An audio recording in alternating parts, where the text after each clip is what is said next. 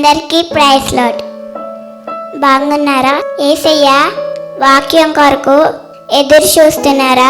ఈ టైంలో యేసయ్య మా డాడీలో నుంచి మాట్లాడతారు. బాగా వినండి. యేసయ్యను గణపరచండి. యేసయ్య దీవెనలో పొందండి. By by.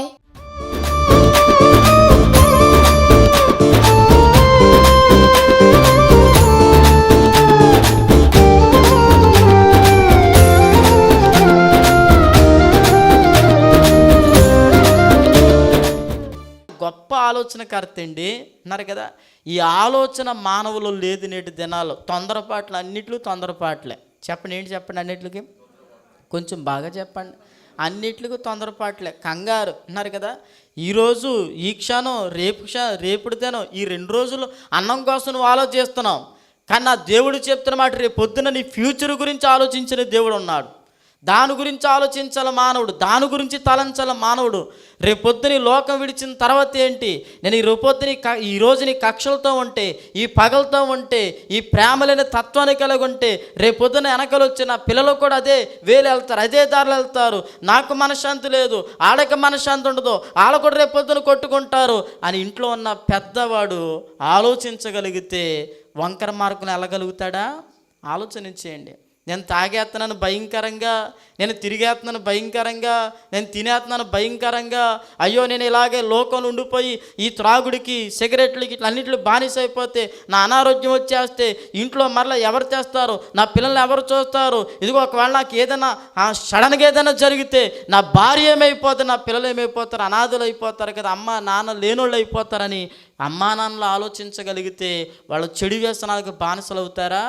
ఆలోచనించండి. ఈ ఆలోచనలు మానవునికి లేక దేవుడికి ఇవ్వాల్సింది దేవుడికి ఇచ్చి మరలా పాపం చేసేస్తున్నాడు మానవుడు. దేవుడికి చేయాల్సింది దేవుడికి చేసేసినట్లు తన్ను తాను సంతోష పెట్టుకుంటూ మరలా లోకంలోకి వచ్చి పాపం చేసేస్తున్నాడు. అందుకనే ఒక మెడిటేషన్లోకి, ఒక ధ్యానంలోకి నిన్ను నడిపించడానికి ఆ దేవాతి దేవుడు ఆలోచనకర్త ఉన్నారు కాబట్టి ఆలోచన మనలో మెదిలించడానికి ఈ లోకంలోకి ఆయన రావటం జరిగింది. స్తోత్రం చెప్తారా? హల్లెలూయా. ఆయన ఆలోచన మన జీవితాన్ని ఆశీర్వదించగలుగుతుంది. ఆయన ఆలోచన మీ పిల్లల్ని ఆశీర్వదించగలుగుతుంది. ఆయన ఆలోచన మన కుటుంబాలను కట్టగలుగుతుంది. ఆయన ఆలోచన మన పరిస్థితులన్నింటిలో విజయాన్ని ఇవ్వబోతుంది. గట్టిగా చెప్పండి ఆమె. నాకు కదా ఆలోచన ఉండదు కొంతమందికి. ఓ సామెత కూడా ఉంది, వీడికి ఏంటి ఆవేశం ఎక్కువ అంటారు చాలామంది. ఏమంట? ఆవేశం ఎక్కువ. తర్వాత ఏం తక్కువ? ఆలోచన తక్కువ అంటారు కదా. ఆవేశం ఎక్కువ, తొందరపాటు అన్నమాట. ఏం తొందరపాటు? నీకు ఏం తెలుసు? నీ వయసు ఎంత? ఆఫ్టర్ ఆల్ నీ వయసు 20 సంవత్సరాలు. విన్నారు కదా. 20 సంవత్సరాలకి ఇంటర్నేషనల్ లెవెల్లో ఆలోచించేస్తాడు వీడు. విన్నారు కదా. నీకేం తెలుసా అమ్మ? నీకేమో వచ్చి నీ 18 సంవత్సరాలు, మొన్నే 10వ తరగతి అవుతుంది, ఏదో ఇంజనీరింగ్ 40 సార్లు చదివినట్టు ఫీల్ అయిపోద్ది. విన్నారు కదా. ఆలోచించరు, వాళ్ళే పాఠాలు చెప్పేస్తారు, వాళ్ళే ఆలోచించేస్తారు, వాళ్ళే ఈ రోజు గురించి రేపు గురించి లెక్కలేసేసుకుంటారు. కానీ నీ ముందు వెళ్ళిన మీ అమ్మ, మీ నాన్న, నీ ముందు వెళ్ళిన నీకంటే పెద్దోళ్ళు, నీకంటే ముందున్న నీ అన్నలు, నీ తమ్ముళ్ళు, నీ అక్కలు, మీ ఇంటివారు, నీ బంధువులు, నీ దైవజనుడు, ఎన్నో అనుభవాలు కలిగిన వాళ్ళు, వాళ్ళ ఆలోచనలో నువ్వు ఉండగలిగితే నీకు ఆశీర్వాదం ఉంటుంది. ఆమెను చెప్తారు గట్టిగా, బాగా చెప్తారు ఆమె. నీకేదో కలిసి వస్తుంది అనుకుంటే నువ్వు ఈ రోజు కోసం ఆలోచన చేస్తాం. నువ్వు వెళ్ళే మార్గంలో ఆల్రెడీ నీ ముందున్న వాళ్ళ మార్గాలను తొక్కుకుంటూ వెళ్ళారు. ఆ తొక్కుకుంటూ వెళ్ళిన మార్గాలు ఏది కష్టమో, ఏది సుఖమో, ఏది బాధో, ఏది ఆవేదనో అన్నీ ఎరిగిన వాళ్ళు చెబుతున్నప్పుడు మనం దేవుని చిత్తాన్ని జాగ్రత్తగా గమనించుకుని వాళ్ళ ఆలోచనలో దేవుని చిత్తాన్ని గుర్తెరిగి ఉండగలిగితే, చెయ్యగలిగితే, జీవితంలో ముందుకు వెళ్ళగలిగితే ఒక ఆశీర్వాదకరమైన జీవితాన్ని మనం అనుభవించగలుగుతాం. ఆమె గట్టి చెప్తారా? ఆమె. ఇలా కాకుండా నాకు అంతా తెలుసులే. అదే బైబిల్లో కూడా ఉంది ఒక మాట, విన్నారు కదా. జ్ఞానిని అని నువ్వు అనుకోవద్దు అంటాడు సామెతల గ్రంథంలో. ఏమనుకోకూడదంట? గట్టి చెప్పండి. నాకు అంతా తెలుసులని ఎప్పుడు అనుకోకూడదు. నాకు అంతా తెలుసులు అనుకున్నావంటే నీకు వాళ్ళు కూడా సరిగ్గా రావని అర్థం అనమాట. అర్థమైందా? ఏమి రావో? నా భాష కాదు, బైబిల్ చెప్పింది. నువ్వు జ్ఞానివని అనుకోవద్దు అన్నాడు. నాకు అంతా తెలుసు, నీకేం తెలుసు? నీకేం తెలుసు? నీ ఫోన్ గురించి తెలుసు నీకు, అంతే. నువ్వు పెట్టినా ఏంటది పాస్వర్డ్ గురించి తెలుసు, అంతే. ఇంక నీకేం తెలియదు ప్రపంచంలో. అర్థమవుతుందా? సోదరులారా, సహోదరులారా, ప్రభువు చెప్తున్నాడు, తెలిసినవాడు దేవుడు, ఎరిగినవాడు దేవుడు, ఆలోచన చెప్పగలిగినవాడు దేవుడు. కాబట్టి ఆ దేవుడి లోకానికి ఆలోచనకర్తగా మనుషులందరూ ఆలోచన విధానంలో పాడైపోయారని చెప్పి వారిని బాగు చేయడానికి వచ్చాడు. చూడండి, ఆ దేవాతి దేవుడు ఆలోచన ఎలా మార్చేస్తో తెలిసి జీవితాన్ని గమనిస్తున్నారు కదా. ఆయన పరిచర్లు వెళ్ళిపోతున్నాడు. ఆయన వెళ్ళిపోతా ఉండంటే మొత్తానికి యేసు ప్రభును చూడాలనుకున్నాడు. ఎవరైనా? జక్కయ్య గారు. యేసు ప్రభును చూడాలనుకున్న జక్కయ్య ఒక చిన్న ఆలోచన తన మదిలోకి వస్తే యేసు ప్రభు నిజంగా మార్గం గుండా వచ్చి జక్కయ్యను చూచి, జక్కయ్య కిందకి దిగిరా, నా వైపు చూస్తున్నారు కదా, జక్కయ్య కిందకి దిగిరా అంటే జక్కయ్య కిందకి దిగితే జక్కయ్యతో యేసు ప్రభు మాట్లాడటం ప్రారంభిస్తే అప్పుడు జక్కయ్య వెంటనే ఏమన్నాడు, ప్రభువా ఇంతవరకు ఎన్నో అన్యాయాలు, ఎన్నో అపకారాలు, ఎన్నో తప్పుడు పనులు, మోసపు లెక్కలు, దొంగ లెక్కలు రాసి ప్రజలకు తండ్రి ఎంతో శత్రువుగా ఉండిపోయిన ప్రభువా, ఇక నుంచి నా జీవితంలో ఎవరెవరి దగ్గర ఏది తీసుకున్నాను, ఎప్పుడు తీసుకున్నాను, ఎంత తీసుకున్నానో దానికి విడుదలగా 4 గంటలు తిరిగి ఇచ్చేస్తాను ప్రభు అని ఒక్క క్షణములో ఆయన ఆలోచన తీరంతా మారిపోయిందండి. స్తోత్రం చెప్తారా? యేసు ప్రభు దగ్గరకు వస్తే మన ఆలోచన మారిపోద్ది. అర్థమైంది మీకు? యేసు ప్రభు దగ్గరకు వస్తే ఏమవుతుంది? గట్టిగా చెప్పండి, కొంచెం బాగా చెప్పండి. మన ఆలోచన మారిపోద్ది. కొంతమంది ఏమంటారంటే నేను బాగా తాగుతానండి, అందుకే యేసు ప్రభు దగ్గర అన్నీ మానేసి వచ్చేస్తాను. నీ వల్ల కాదు అది. అన్నారు కదా. హాస్పిటల్కి ఎప్పుడు వెళ్ళాలి? అలా చూస్తారండి అమ్మ. జ్వరం ఉన్నప్పుడు వెళ్ళాలి, ఒంట్లో బాగున్నప్పుడు వెళ్ళాలి. అమ్మా నాకు నొప్పులను తగ్గిపోయిన తర్వాత అప్పుడు డాక్టర్ దగ్గర తీసుకెళ్తాను, ఇంజక్షన్ చేయించామంటే ఎలాగుంటుంది? అప్పుడు హాస్పిటల్ తీసుకెళ్ళరు. వైజాగ్లో మెంటల్ హాస్పిటల్ ఉంది, అక్కడ తీసుకెళ్తాను. అర్థమైంది కదా. ప్రభు చెప్తున్న మాట, దేవుని మందిరం ఇదే మనకు గొప్ప ఉన్నతమైన వైద్యశాల. స్తోత్రం చెప్తారా?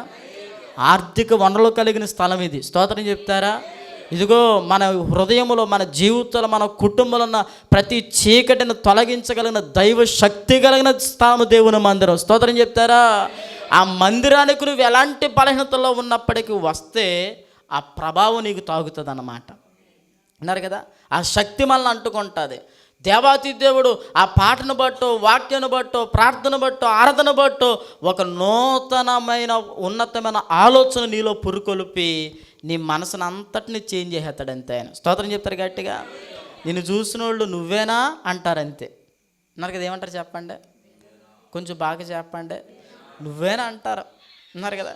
నిన్ను చూసిన వాళ్ళు ఎప్పుడు కూడా ఆశ్చర్యపడుతూనే ఉంటారు, ఏంటి ఇంత చేంజ్ ఏంటి అని. అన్నారు కదా. జ్ఞాపకం, వాకింగ్ కాబట్టి జ్ఞాపకం చేస్తున్నాను. ఇందాక మన ఇంట్లోకి ఒక సహోదరి చాట్పర్ వాళ్ళది, మన మధ్యలో ఒక వాకింగ్ చెప్తే వస్తారు, మనకు తెలుసు కదా. ఆ సహోదరి వచ్చారు, వాళ్ళది చాట్పరే.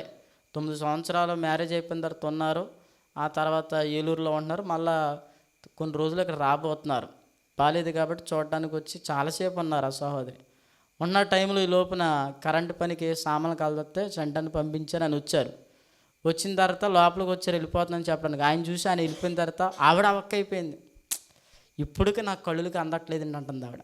ఏంటి అక్కంటే, ఈయన మారాడంటే అయ్యి బాబోయ్ 40 సార్లు చెప్పింది. స్తోత్రం చెప్తారు గట్టిగా. ఒక్క ఆలోచన ఎక్కడ మారుతుందో తెలుసా? దేవుని సన్నిధిలో. చెప్పండి ఎక్కడ? ప్రార్థనలో మారుతాడండి దేవుడు. దేవుని సన్నిధిలోనే మారుతాడు. నువ్వెంత ఎలాంటి రఫ్ వ్యక్తివైనా, విన్నారు కదా, ఎంత భయంకరమైన వ్యక్తివైనా, సమాజంలో నువ్వు ఆశ్చర్యం కలిగించిన పనులు చేసినా కానీ మరొక దైవికమైన ఆశ్చర్యమైన కార్యాల చేత దేవుడు నిన్ను తన సాక్ష్యంగా పెట్టేస్తాడు. స్తోత్రం చెప్తారా? ఎందుకంటే మన ప్రభువు యొక్క ఆలోచన మన మదిలో రేగాలంటే ఆయన దగ్గర మనం ఉండాలి. అన్నారు కదా. జక్కయ్య గురించి, జక్కయ్య అలా మారిపోతుంటే వాళ్ళందరూ అంటున్నారు, ఏంటి ఈ పాపి అయిన మనుషులతో నువ్వు సహవాసమా, బస చేస్తావా, వాళ్ళింటికి వెళ్తావా, వాళ్ళింటికాడ తింటావా, వాళ్ళింటికాడ పడుకుంటావా అంటున్నారు. కానీ జక్కయ్య ఆలోచన మారిపోయింది. ఇది గ్రహించట్లేదు ఎవరు. అన్నారు కదా. కొన్నిసార్లు కొంతమంది అనుకుంటామంటారు, వాళ్ళు ఎన్ని చేసినా పాస్టర్ గారు అలాగే చెప్తారు, ఎన్ని చేసినా పాస్టర్ గారు నాన్నలే పిలుస్తారు, వాళ్ళు ఎంత ఎలాగున్నా కానీ పాస్టర్ గారు అంటారు. ఇక్కడ గమనించాల్సిన ఒక మాట ఏంటంటే, దైవజనులో దేవుని యొక్క ఆలోచన ఉన్నంతసేపు ప్రేమిస్తానే ఉంటాడు. స్తోత్రం చెప్తారా?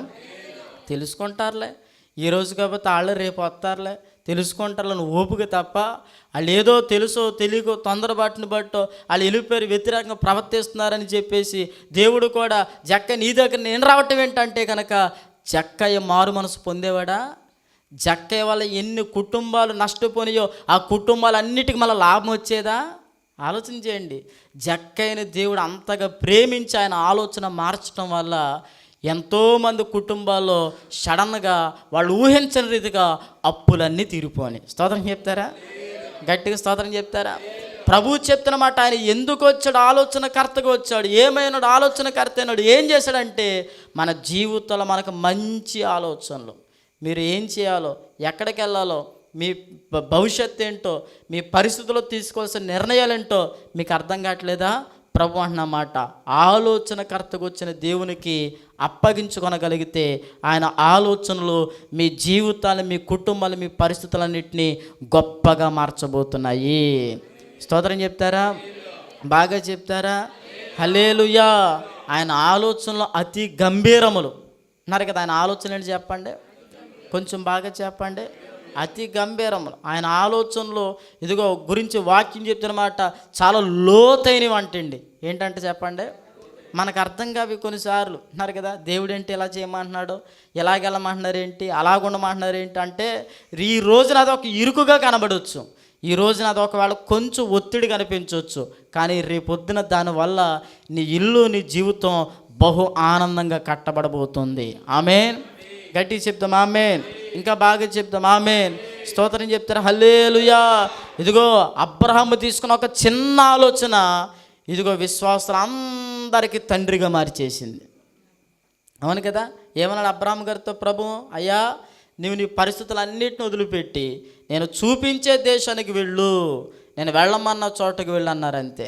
వెంటనే ప్రభు మాట వినేసి, ప్రభు మాట నమ్మేసి, ప్రభువుని విశ్వసించి ప్రయాణం ప్రారంభించాడంతే. సిగ్గుపడవలసిన పరిస్థితులు ఎన్ని రోజులు ఉన్నాయి అబ్రహాము గారికి చెప్పండి? ఎన్ని రోజులు ఉన్నాయి? 24 సంవత్సరాలు ఉన్నాయి. చెప్పండి ఎన్ని సంవత్సరాలు? మామూలు విషయం కాదు. 24 సంవత్సరాలు అంటే సంవత్సరానికి ఎన్ని రోజులు? 365 రోజులు అన్నారు కదా. 24 × 365 లెక్కండి. కొన్ని వేల రోజులు, లక్షల రోజులు అబ్రహాము గారు మదన పడ్డారు, వేదన పడ్డారు, భయంకరంగా మానసికంగా కొన్నిసార్లు కుమ్ములు పోవాల్సి వచ్చిందేమో. కానీ అబ్రహాము గారు దేవుని ఆలోచన బట్టి ప్రయాణం స్టార్ట్ చేశారు. మొత్తానికి 24 సంవత్సరాలు అయిపోయిన తర్వాత అబ్రహాము గారి జీవితం బ్రతికినంత కాలము కూడా చాలా ప్రశాంతంగా వెళ్ళిపోయింది. అంతే. గట్టిగా చప్పలు కొడతారా? దేవునికి స్తుతి కలుగును గాక. ఇదిగో ఇంకా మనం చెప్పుకోవాలంటే అబ్రహాము మన మధ్యలో లేరు, కానీ అబ్రహాము సాక్ష్యము, ఆయన పేరు, ఆయన విశ్వాసము, ఆయన భక్తి ఈ రోజుకి ఎన్నో వేల కుటుంబాలను, లక్షల కుటుంబాలను కడుతూనే ఉంది.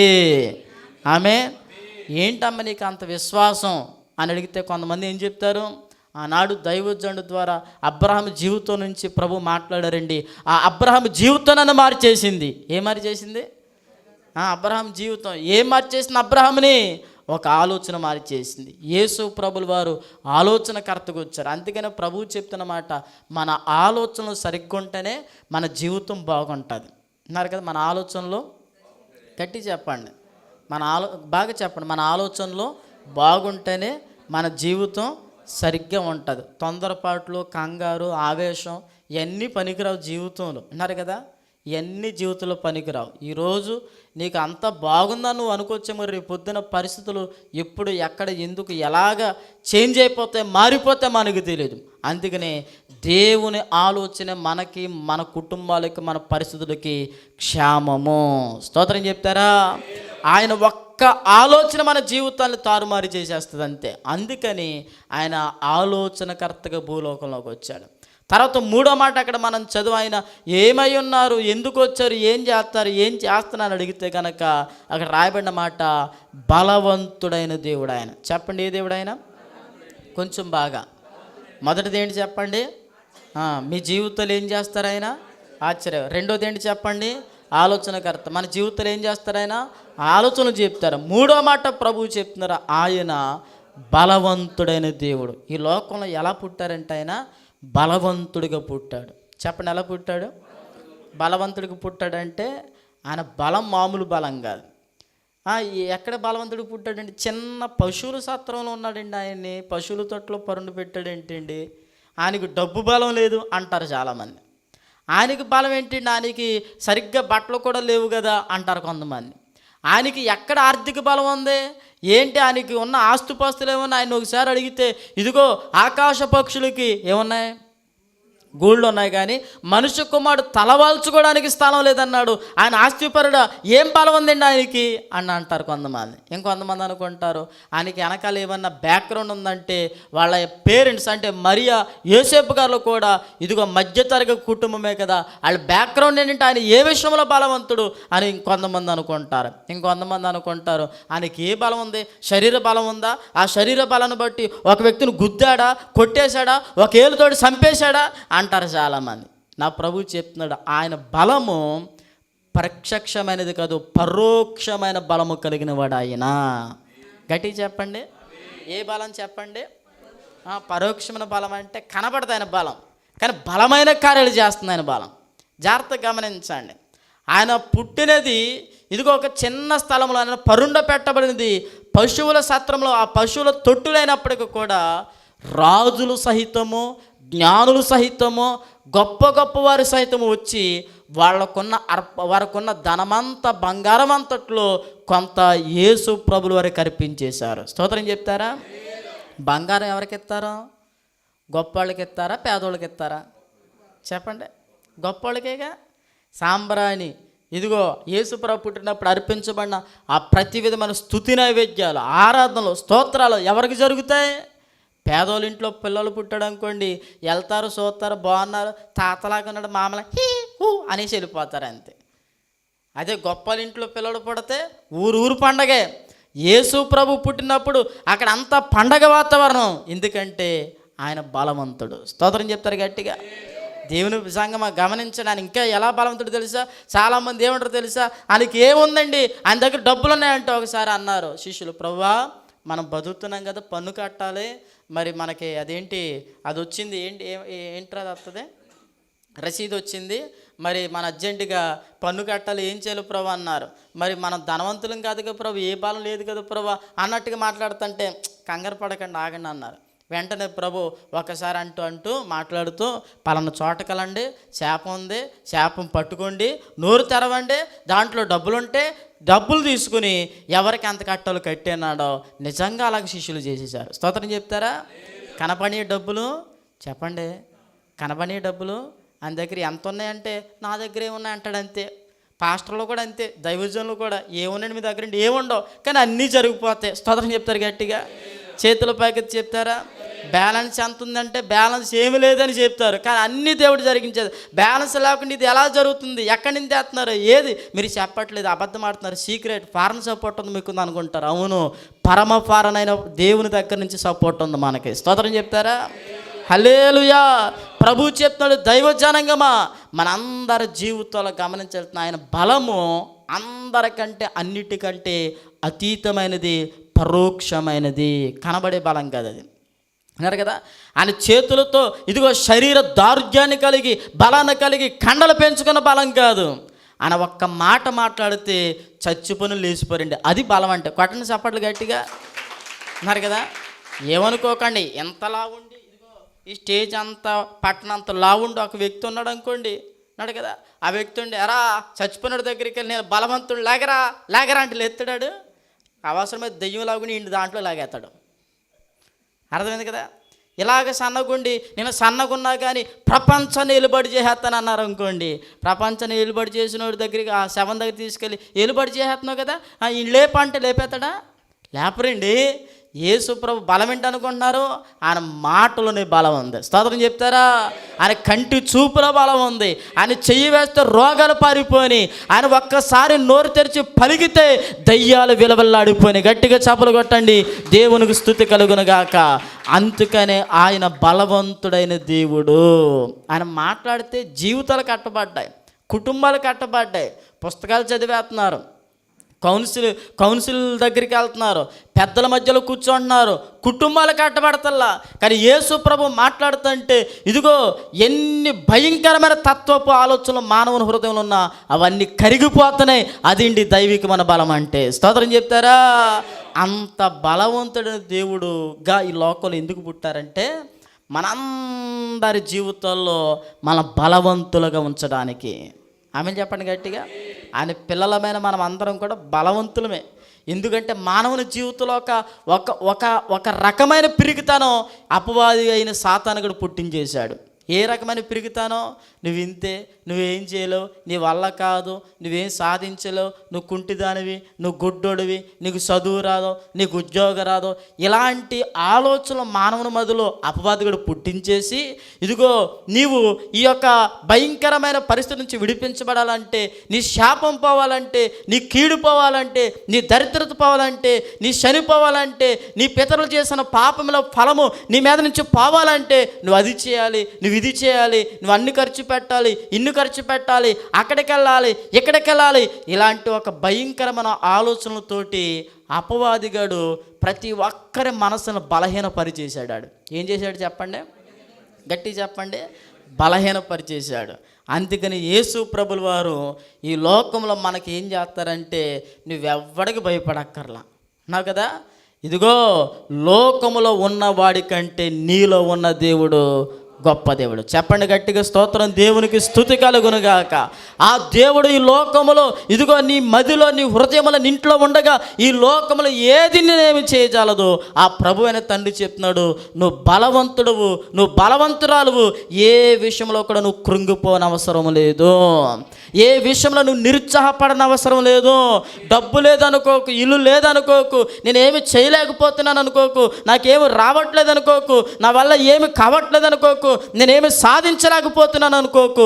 నా దేవుడు నీలో ఉన్నాడనే విశ్వాసంతో అడుగులు ముందుకేయగలిగితే ఆ బలవంతుడని దేవుని యొక్క బలం ఏంటో నీ ద్వారా లోకము చూడబోతుంది. స్తోత్రం చెప్తారా? హల్లెలూయా.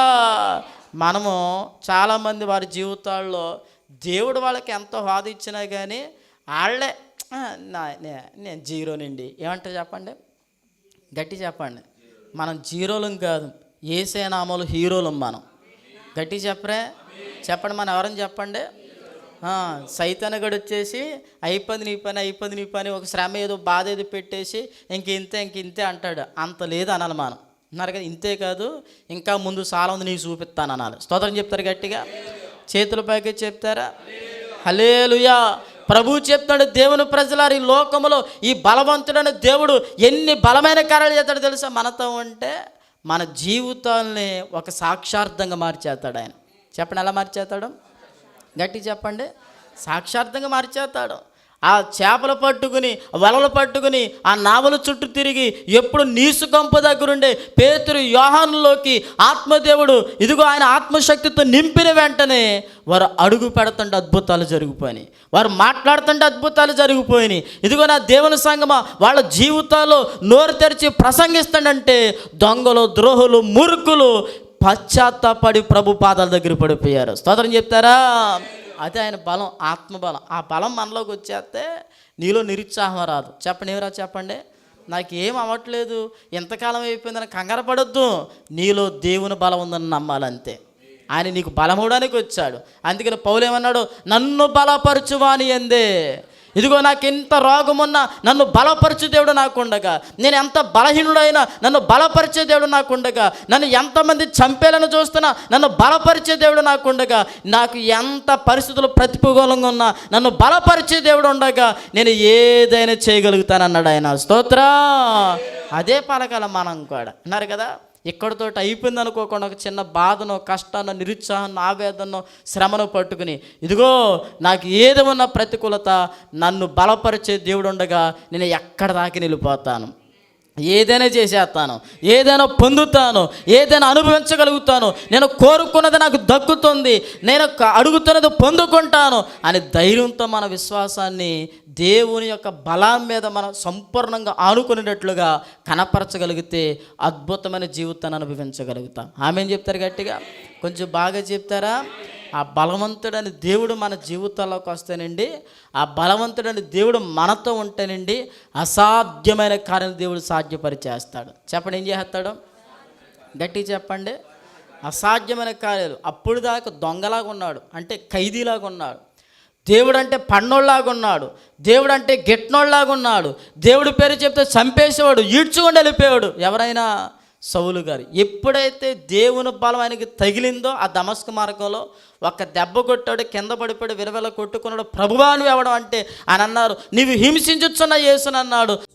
యేసయ్యా నే దాటిపోగలనా ప్రేమను, రుణపడి బ్రతికెదను, నా ఊహ కందని ఆ కృపను అనుదినము ప్రకటింతు.